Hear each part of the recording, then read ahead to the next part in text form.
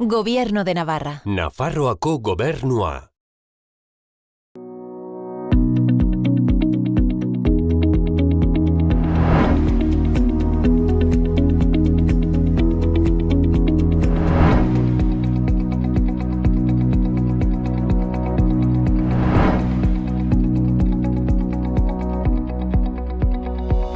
Egunon, gaurkoan Goltzarat herrira hurbildu gara. Goltzarat Iruñetik 30 kilometro bat dago, Iruñeko iparraldean. Hemendik Larrazpil mendia igoko dugu, 1070 metro dituen mendia. Goldarat, Imotz eta Basauri baiaren artean geratzen da. Esan bezala, 7 kilometrotako ibilbidea egingo dugu, zirkular bat osatuz. Larrazpil mendia Alarreko ekialdean kokatzen den mendia da. Esan bezala, zirkularra osatu, orain motxila hartu eta bagoaz.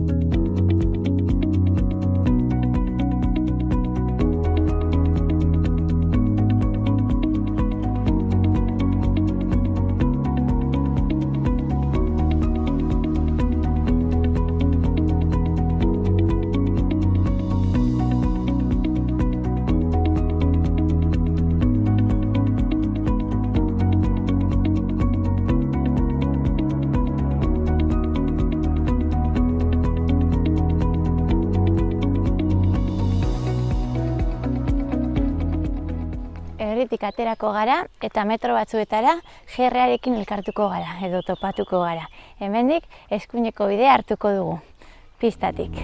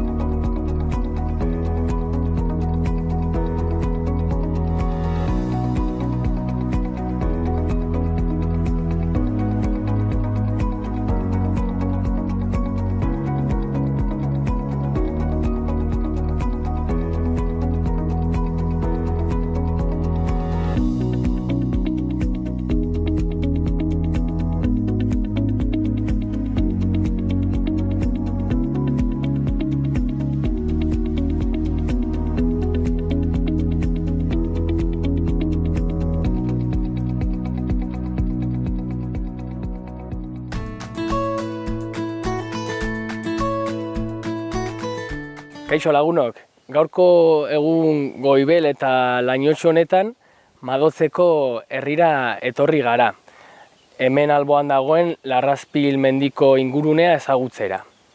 Larrazpil mendia Aralarko mendikatearen puntarik ekialdenekoa da nolabait. 1000 metro inguruko altitudea duena.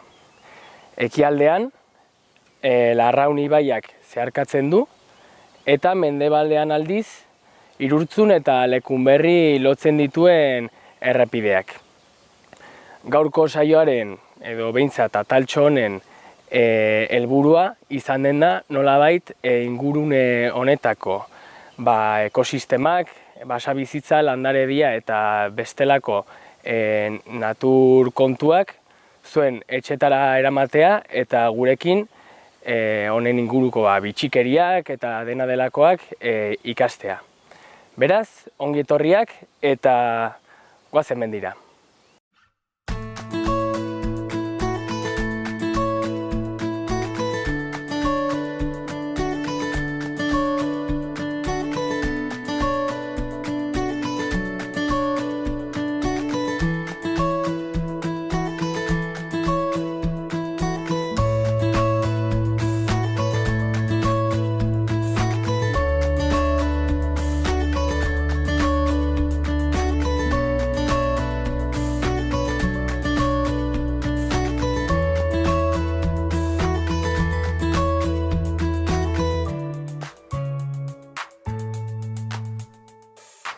Aurreko atalen batean, paisaiari buruz hitz egin genuen.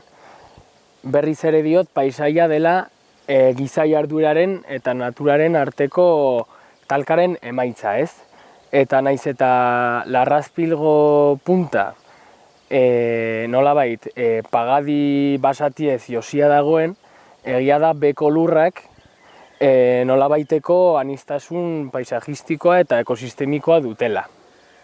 Hemen ikusten duzuen moduan, basoak eta larreak oso ongi tartekatzen dira. Beste behin ere, giza jarduera paisaiaren modelatzailea da, kasu honetan abeltzantzarekin. Hor fondoan ikusten dituzuen ardilatxek laguntzen dute soro hauek garbi edo behintzat fin mantentzen. Hau, abeltzantza oso garrantzitsua da, batetik. Guri ere jaten ematen digulako, nola ez? Bertako produktu eta balio erantsi horrekin, ez? Eta era berean laguntzen du halako larreak garbi mantentzen. Dibertsitate hau oso ona da biodibertsitatearendako ere, bai. Izan ere, animaliei ez zaie monotonia gustatzen. Halako mosaiko paisaia bat egotea baliagarria da. Nolabait tartekatuz basoak, larreak eta sastrakadiak ere bai. Izan ere, adibidez, mirugorri batek edo harrapariren batek beharrezkoa du halako landazabalak beharrezkoak ditu ehizatzeko, basoa behar du txitatzeko, edota adibidez antzandobi arruntak ere leku zabalak behar ditu ehizatzeko eta sastrakadiak bertan babesteko, ez? Beraz, batzuetan pentsa genezake basoa dela ekosistemaren errege edo, baina egia da larreen, sastrakadien eta basoaren tartekatze horrek egiten duela ekosistema benetan aberatsa. Eta hemen ikusten dugun moduan, ardiek funtzioa oso ongi betetzen dute.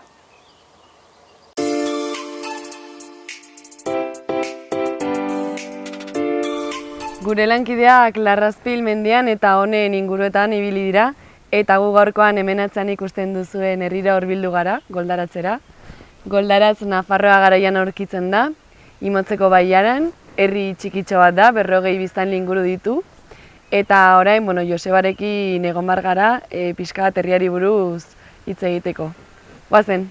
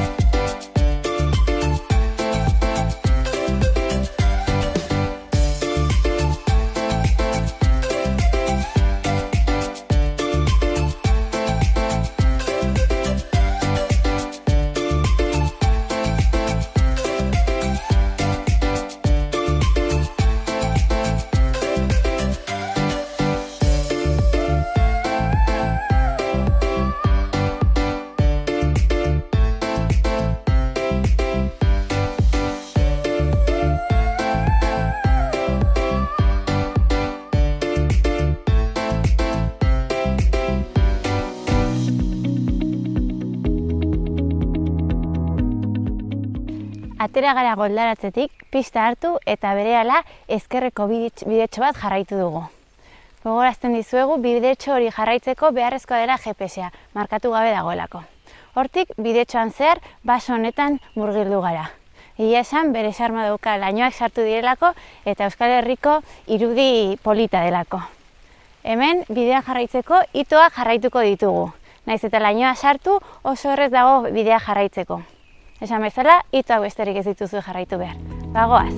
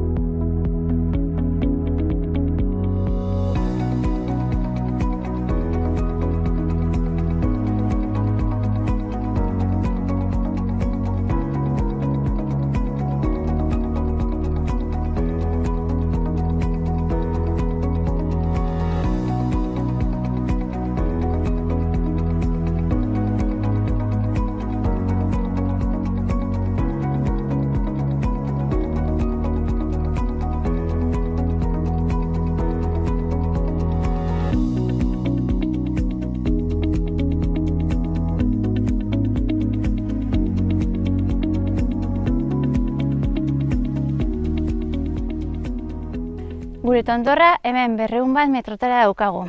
Lehenengo Iparraundi tontorrera heldu gara, 1072 metro dituena, eta hau ito hauekin markatuta dagoena. Hemendik ertzetik jarraituko dugu eta berehala gure helmugara edo gure tontorra iritsiko gara. Bagoaz!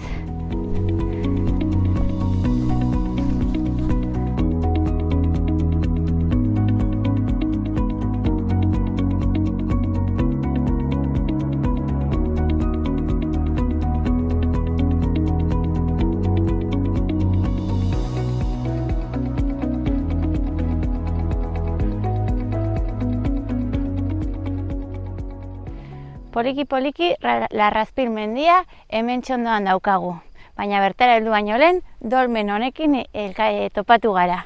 Egia esan nahiko dolmen handia da, eta inguruan gelditzeko eta hamaiketako hartzeko leku bikaina da.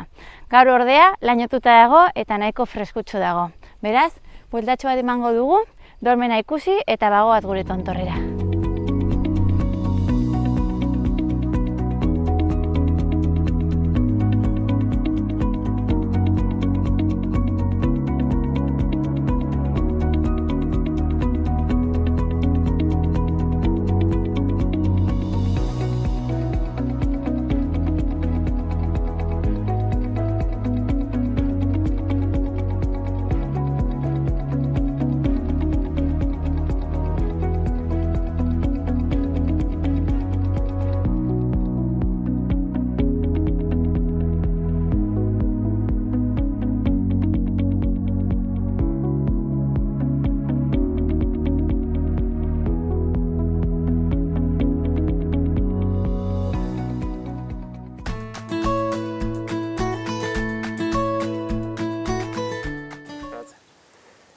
Larraspilgo goiko aldea estaltzen duen basoa Pagadia da.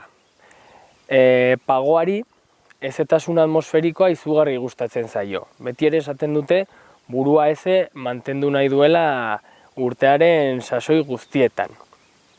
Horregatik hezetasun atmosferikoa eta honi lotutako lainoak ederki asko eramaten ditu. Zonalde hau, influentzia atlantikoa, zonalde honetan markatu, influentzia atlantikoa oso handia da. Beraz, hemen pagadi sakon eta osasuntsu bat garatzea ahalbidetzen du. Pagadia askotan oso monoespezifikoa da. Hau da, pagadia den tokian askotan soilik ere pagoa da espezie ia bakarra. Hemen ikusten den moduan, bai ikusten direla tartekaturik lizarrak edo astigarrak, baina esango nuke uneko 95ean edo pagoa dugula espezie bakarra. Gainera, pagadiaren oihanpean, beko aldean, espezie oso gutxi bizi dira normalean. Kontuan hartu behar da, pagadia oso dentsua dela eta oihanpera eguzki izpien portzentai oso txikia pasatzen uzten duela.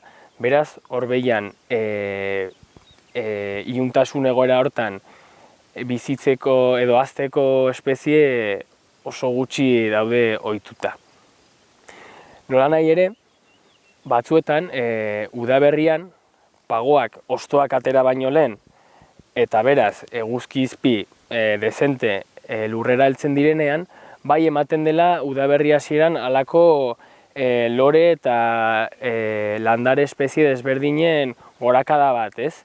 Horren adibide dira Patica nobilis loretxoak, more edo batzuetan txuri koloreko lore batzuk. Beraz, ikusten duzen moduan, Larrazpilgo goiko aldean, pagadia jaun da jabe, baso politak, baino egia da batzuetan agian nahiko monotonoak suerta daitezkela.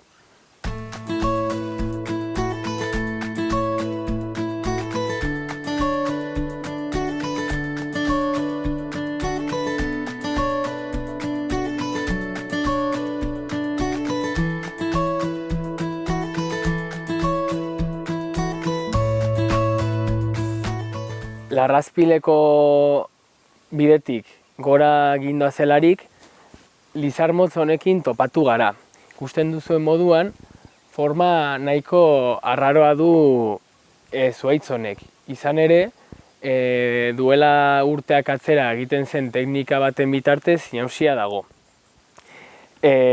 Horrela, bi funtzio betetzen zituen arbola honek, batetik, honen adarrekin aberei bazka ematen zitzaien, eta bestetik duen zur nahiko malgua eta gogorra dela eta itxiturak egiteko baliatzen zen mota hauetako makilak jartzeko alegia. Inausketa mota hau jada erabat galdua dago gure zonaldean. Baina egia da, oraindik ere geratzen direla mota hauetako arbola batzuk, zeinak erakusten diguten aintzina edo urteak atzera egiten ziren, inausketa hau egiteko erabiltzen ziren metodoak.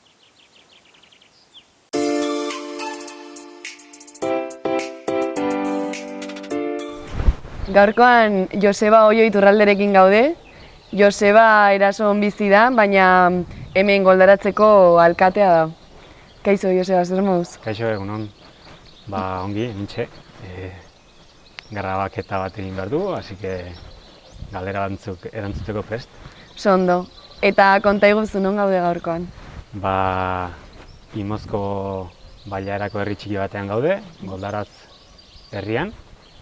Imotz 8 herri dira, Goldaratz, Latasa, Urritza, Eraso, Zarrantz, Etxaleku, Oskoz eta Muskiz. 8 kontzejutxo hauek osatzen dute Imotz bailara eta Goldaratzen gaude. Eta Goldaratzek zenbat biztanle ditu? Erroldatuak uste dut 40 bat gaudela, baina bizi beraz 30 inguru bizi gara. Eta gero, adibidez, asteburutan edo udan aldatzen da biztanle kopurua? Ez gehiegi, hor herriaren azpikaldean orain dela urte batzuk urbanizazio txiki bat egin zen, eta hor bai etortzen direla asteburu edo uda pasatzera familiatxo batzuk, baina ez da gehiegi aldatzen. Eta etortzen diren horiek, kanpotar horiek zertara etortzen dira edo zer egiten dute hemen inguruan? Bueno, mendira buelta batzuk, zal badaude batzuk zaldiak badituztenak, zaldi gainean ibili, herriko giroan. Eta hemen herrian, eta nahi baduzu aipatu ere bai hemen baiaran, ze zerbitzu mota daude? Bueno, orain Latasan biltegi izeneko Plaza Ola bidean egin den biltegi izena ostatutxo bat ireki dute. Eta Goldaratzen nik uste abeltzaintza oso indartua dagoela, eta badaude 3 gazta egile, Ekoia ondo, Arte eta Arditegia, eta gero Casa Legarra gazta egiten duen gazta egilea, ez? Eta nik uste Goldaratz dela Imozko herririk, abeltzaintza lantzen duen herririk indartsuena, ez? Eta abeltzaintzaiz gain, herritarrek zertan egiten dute lan? Bueno, urte hauetan herriko jendea Iruñera joan da lanera asko, ez? Eta herrietan abeltzaintza gero hemen Goldaratzen badago turismo landa-etxe pare bat, eta orain itxita dagoen jatetxea, ez? Urte askoz nire familiarena izan da, eta orain pandemiarekin itxi genuen, eta hor, ez? Pentsatzen nahi zabaldu, eta lan egiten dugu berriz. Eta, Goldaratz herri txiki bada, zuk aipatu bezala, biztanle gutxi ditu. Zer uste duzu behar dela herri txiki batek bizirauteko? Herrian bizitzeko gogoa, ezta? Natura errespetatu, mendiak edo naturak ematen diguna sentitu, eta hoxe, gehien bat. Eta kontatuko diguzu Goldaratzeko berezitasunen bat? Hemen 750 metroko alturan gaude, ez? Aldapa handia dago, Latasatik gora igotzeko, eta gero herria zelaian dago, ez? Kuriositatea, hoxe, eta 2 minututan mendian gaude. Naturari buruz hitz egin diguz orain pixka bat. Ze naturgune horrela garrantzitsu edo esanguratsu ditugu hemen inguruan? Hemen Aralar mendizerraren bukaera dugu, ez? Pagoa, araitza gutxi dago, eta mendiak pagoa. Eta ze beste mendi, aipatuko dizkiguzu izen batzuk, ze beste mendi baditugu hemen inguruan? Hemen badugu Iruio handi, Menditxontxorra, gero Larrazpil, Larrazpilko gainean badago dolmentxo bat, polita. Irurtzunekin mugaiten dugu eta hor Erga mendia dugu, Trinitatea. Eta gero bailarak inguratzen gaitu, ez? Lekun berri, iparraldera, eta hoxe. Eta adibidez, dolmena aipatu duzula, kanpotarrak etortzen dira dolmen hori ezagutzeko edo... Jende asko dabil, ez? GR 20 dena markatua dago eta paso garrantzitsua dugu hemen Goldaratzen.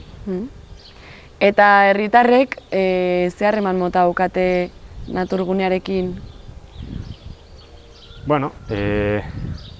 Abeltzaintza eta nekazaritzarekin lan egiten dugunez, lotura estua dugu. Gustatu egiten zaigu hemen lan egitea eta nik uste garrantzitsua dela. Eta zuek herritarrek zaintzen duzu edo saiatzen zarete zaintzen hemen inguruko hori naturgunea? Noski baietz. Bai? Nola adibidez? Beti lan egiten dugu Nafar gobernuko teknikariekin, ez? Mendiak zezua hitz moztu, hau utzi, bestea lanean aritzen gara. Eta basoak eta alekita txukunen mantentzen saiatzen gara. Eta adibidez, COVID-aren pandemiaren gatik, nabari izan duzue jende gehiago etortzen dela inguru honetara edo ez? Ez da, ondoren etxetik ateratzea utzi gintu iztenean, orduan bai nabaritu genuela asteburutan kotxe pila bat, baina pandemia garaian ez genuen gehiago sumatu, ez? Hemen ibili gara lanean, maskariarik gabe, ardiekin, hementxe bai. Ze badirudi ez, pandemiak eragin duela hori naturarekin kontaktuan egoteko behar hori, ez? Horregatik hemen herrietan edo naturgunetan bizi zareten horiek pues, agian somatu duzue jendearekiko nahi hori ez? Bai. Guk herriko bizimodua berdin-berdin egin du, ez? Somatu duguna, hemendik ateratzerakoan maskaria jarri behar nuela, ez? Bai. Herrian beti gaude aislatuak. Orduan, hoiz. Eta gaiaz pixkat aldatu zurain, Joseba, ze ohitura zahar edo mantentzen dituzu goldaratzen? Ohitura zahar, urtero egiten ditugu herriko festak. Ez gara jende gehiagik biltzen, baina ohitura horiek mantentzen ditugu. Eta ez dagoela gehiagizko herri oso txikia da. Ohiturak gehiago bailara mailan mantentzen ditugu, ez? Bailarako eguna, bailaran euskararen eguna, bai. Eta noiz dira egun berezi horiek eta zer egiten duzue? Bailarak orain kultura eta naturari indarra ematen zaio, ez? Eta adibidez, igande honetan badugu Latasan Zedernaga lurrek antolatutako feria, artisau feria, bertako produktuen feria, ez? Eta Latasan izango dugu igandean. Hoxe. Seguna da igandea? Uztailak 4. Bai, ikosleek ere jakiteko. Eta uztailan 4ean, hortxe egon gara inguruko produktore, zapateile, artisau, hortxe feriatxo bat egingo da, eta hortxe egon gara goiz pasa. Eta goldaratzeko jaiak noiz dira? Irailaren 8an, ama Birgin egun. Eta zer egiten duzu herrian egun horietan? Herri txikia da, ez?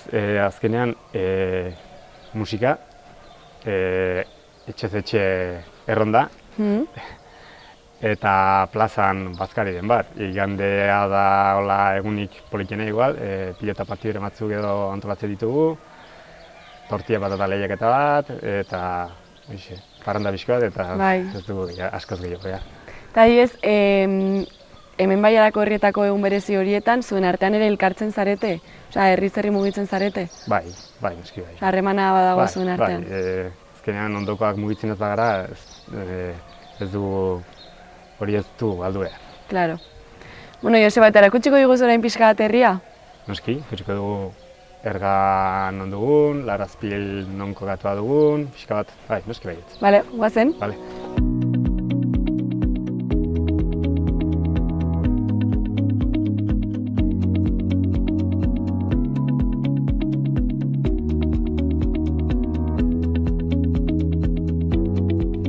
Larrazpil mendira heldu gara, 1070 metro dituena. Dolmenetik Gerrea jarraitu dugu eta berehala heldu gara tontorrera.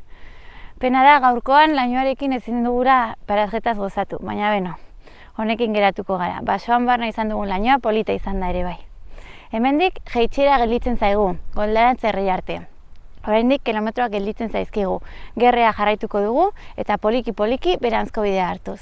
Gogoratu, Goldarazetik hasi dugun ia guztia honaino aldapan gora dela. Eta poliki-poliki eta lasai igo behar dugula. Bagoaz bera.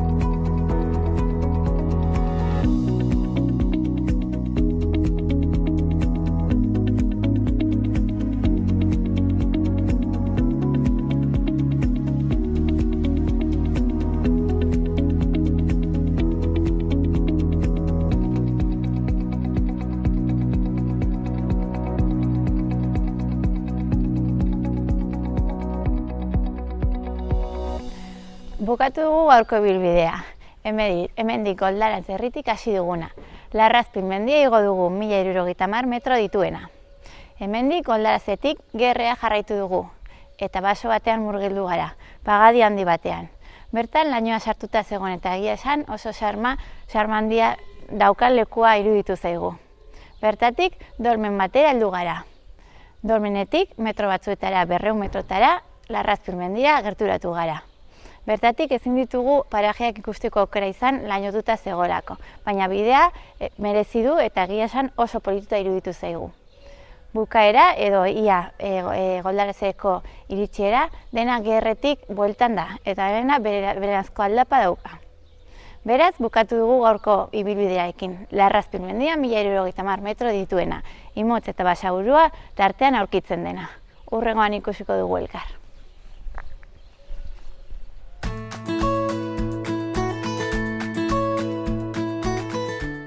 Europan, milaka urte daramatzagu animaliak ehizatzen, animaliak hiltzen eta finean basabizitzari kain handia ematen.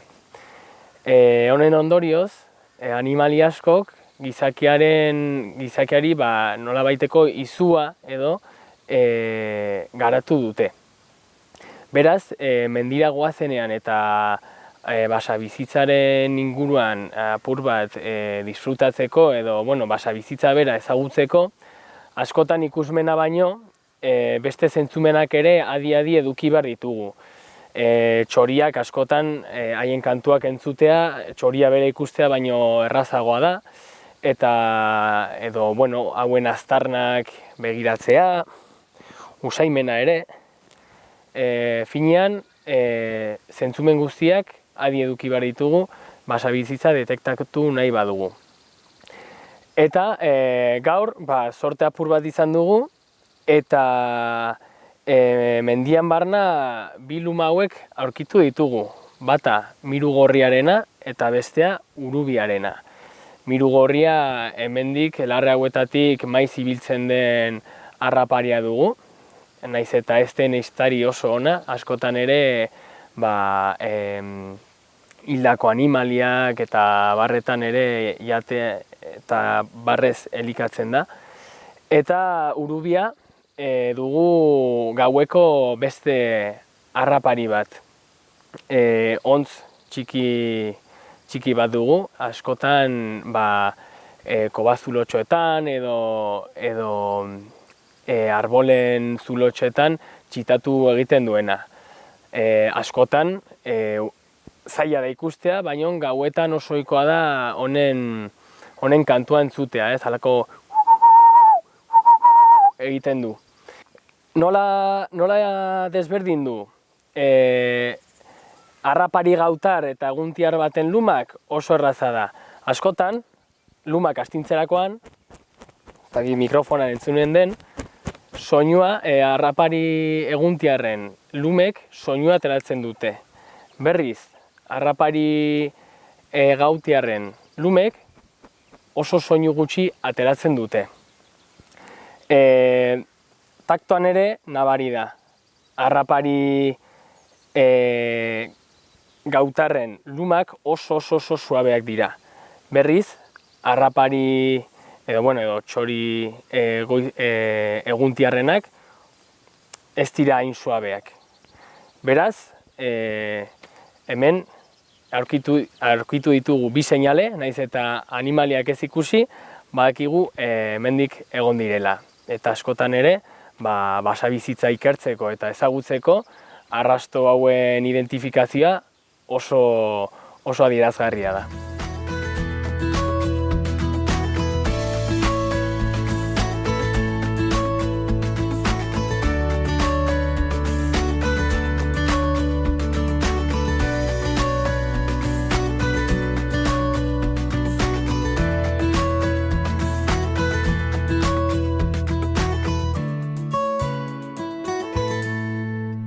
Saioa bukatzen ari ginela, okil berde bat entzun dugu zonalde honetatik.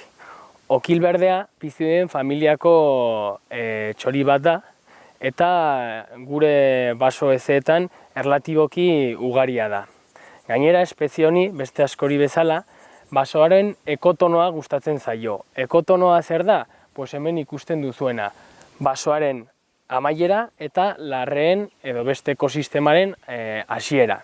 Edota larreen amaiera eta basoaren hasiera. Tarte horri ekotonoa deritzo eta espezie askoren gustokoa da, okil berdearena adibidez. Bai eta beste landare espezie askorena, zeintzuek pagadiaren itzaltasunetik kanpo nolabait bizi nahi duten. Adibidez, elorri txuria, aritzak edo eta lizarrak. Eta besterik gabe lagunok, onera arte gaurko saioa.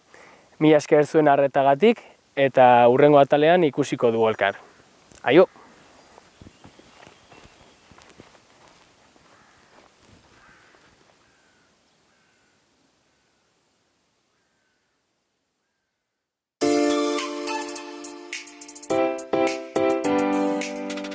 Bueno, abiatuko gara? Bai. Guazen.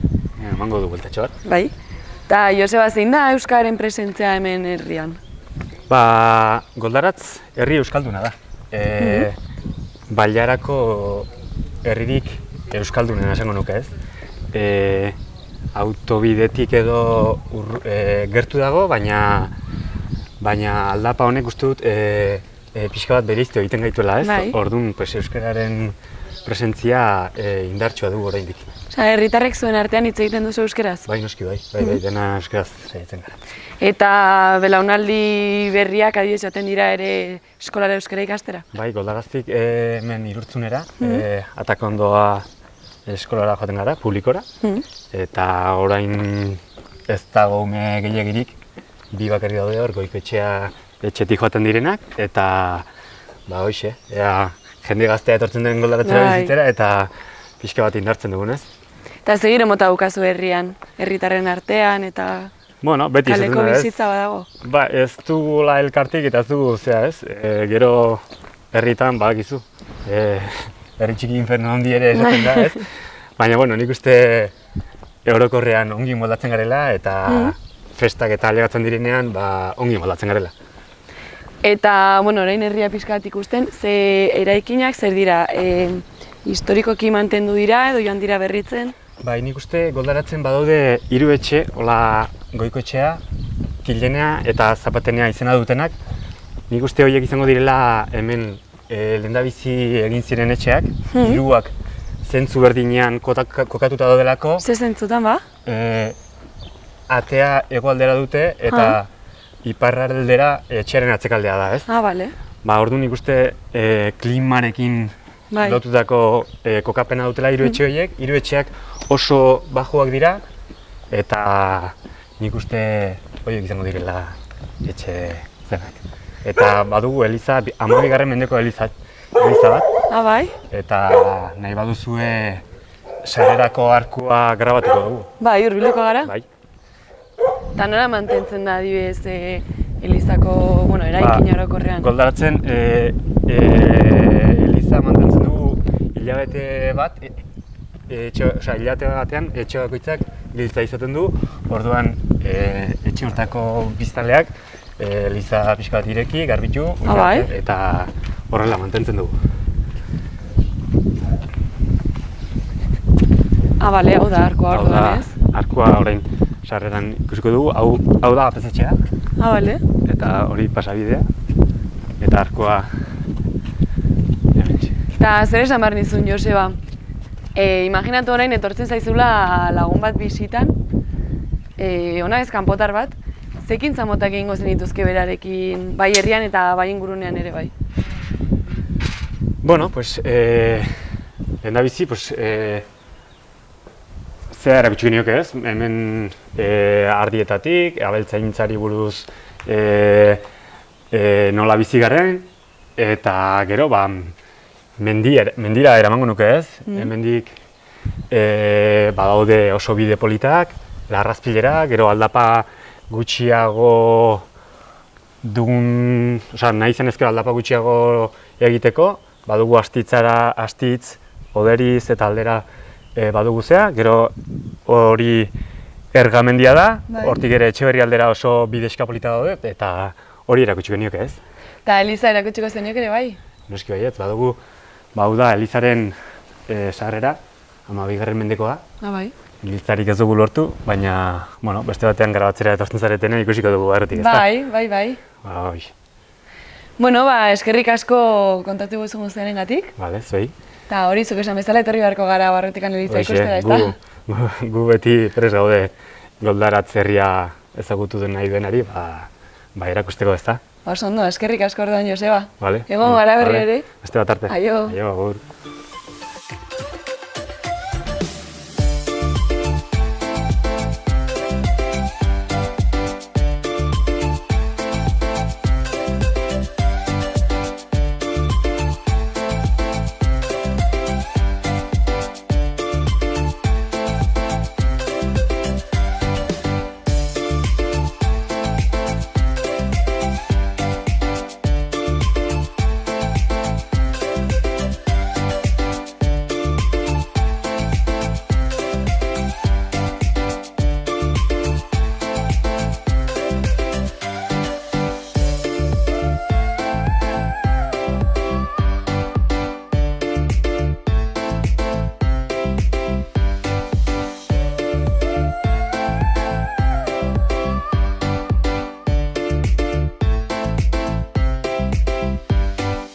Bueno, eta guk honekin bukatzen dugu Goldaratzeko bisita. Josebak aipatu digun bezala, herriak baitu oso txoko berezi eta esanguratsu, adibidez Larrazpileko trikuharria, hemen herrian bertan etxe historikoak eta Eliza 12–13 mendekoa dena.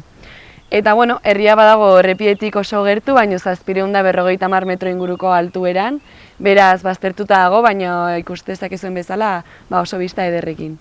Eta bueno, balkoitxonetatik emango diogu amaiera gaurko saioari, eta horrengoan elkarri ikusiko dugu berriro ere. Aio!